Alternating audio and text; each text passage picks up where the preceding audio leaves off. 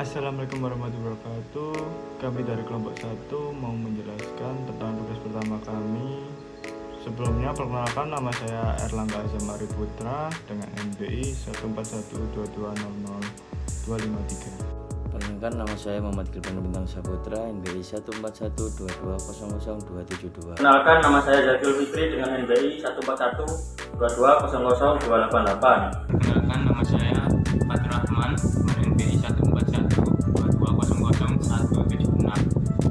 Definisi organisasi. Apa sih organisasi itu?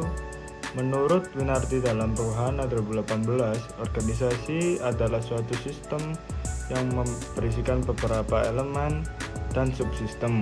Di sini, manusia merupakan subsistem yang saling bersangkutan dan berinteraksi dalam mencapai sasaran atau tujuan dari organisasi. Artinya di sini interaksi antar subsistem yang ada adalah untuk bertujuan agar sasaran yang ditetapkan menjadi lebih berhasil. Di sini saya akan menerangkan yaitu entitas organisasi. Dalam konteks legal, entitas merujuk pada organisasi atau badan hukum yang diakui oleh regulasi hukum sebagai subjek yang dapat memiliki hak dan kewajiban. Sebagai entitas hukum, suatu organisasi memiliki keberadaan yang terpisah dari pemilik atau anggotanya. Entitas organisasi didefinisikan sebagai unit khusus dengan batasan yang fleksibel dan permeable yang berinteraksi dengan lingkungan eksternal untuk mengakses peraturan, pengetahuan, keterampilan, dan sumber daya. Macam-macam teori organisasi. Ada 3, yaitu teori klasik, teori organisasi neoklasik, dan teori modern. Yang pertama, teori klasik menurut Henry Fayol memiliki asumsi bahwa organisasi selalu memiliki susunan yang rasional dan logis baik secara ekonomis maupun pencapaian efisiensi. Dengan kata lain, bagi teori organisasi klasik, rasionalitas, efisiensi, dan keuntungan ekonomis adalah tujuan organisasi. Sejalan dengan tujuan yang demikian, manusia juga asumsikan bertingkah laku atau bertindak secara rasional pula. Yang kedua, ada teori organisasi neoklasik. Percobaan Hawthorne menunjukkan bahwa bagaimana kegiatan kelompok-kelompok kerja kohesif sangat berpengaruh pada operasi organisasi. Teori ini merefleksikan perhatian lebih besar terhadap hubungan sosial di lingkungan kerja dan lebih menekankan harmoni kelompok sebagai tujuan organisasi yang paling utama. Dengan kata lain, teori neoklasik mendefinisikan organisasi sebagai kelompok orang yang saling berhubungan untuk mencapai suatu tujuan bersama. Yang ketiga, teori organisasi modern. Teori organisasi modern merupakan teori yang mendekati masalah sebagai suatu sistem keseluruhan, memperhatikan berbagai variabel dan memahami adanya proses dinamis. Organisasi yang efektif adalah jika struktur organisasinya mampu menyesuaikan dengan karakteristik lingkungannya, dan organisasi harus memiliki tingkat adaptabilitas yang tinggi. Untuk macam-macam organisasi di sini ada 5. Yang pertama, organisasi formal. Organisasi formal merupakan organisasi yang terdaftar dan diakui serta memiliki landasan hukum tertentu. Misalnya organisasi pemerintahan, perusahaan negara, partai politik, organisasi masyarakat, lembaga internasional, atau institusi pendidikan. Yang kedua, organisasi internasional.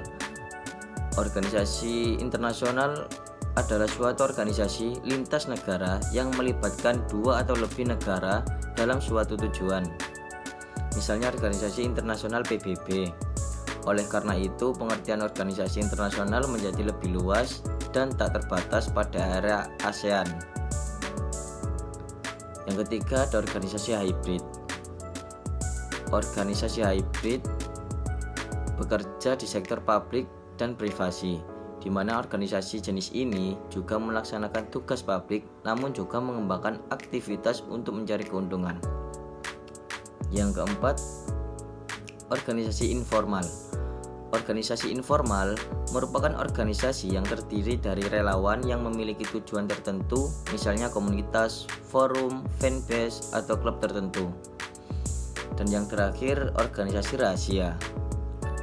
Organisasi rahasia atau ilegal merupakan organisasi yang didirikan tanpa izin, yang cenderung bersifat merusak, misalnya seperti organisasi kriminal atau organisasi pemberontakan.